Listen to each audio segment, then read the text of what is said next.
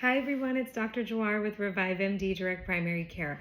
So I get asked a lot of questions about how much cardio exercise you should be doing per week and about the number of steps that patients should be tracking. So, it's interesting. The American Heart Association recommends about 150 minutes of moderate to vigorous physical activity per week. And so for some people, that's easier to track because they like to kind of break it down. Maybe 5 days a week, they do 30 minutes each day. And that's kind of a simpler way for them to keep that in mind. Now, again, remember, it's got to be moderate to vigorous physical activity. But for some people, that's a little bit harder to measure.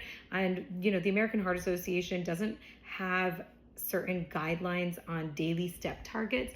But of course, a lot of us always hear about, on the news or in media about getting 10,000 steps a day, getting 10,000 steps a day. That's what you need.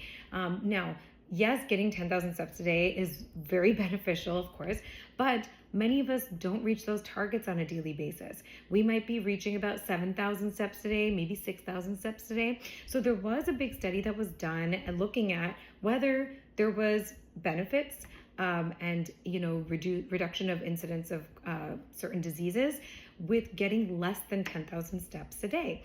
And there is, in fact, there's actually a lot of benefit and same benefits, in fact, if you hit about 7,000 steps a day, in terms of incidence for cardiovascular disease, diabetes, dementia, the risk of falls, and even depression, and also cancer risk. So even if you're not getting 10,000 steps a day, don't be really hard on yourself, but if you're getting about 6,000 to 7,000 steps a day, you're still reducing your incidence of a lot of diseases in the future. So keep walking.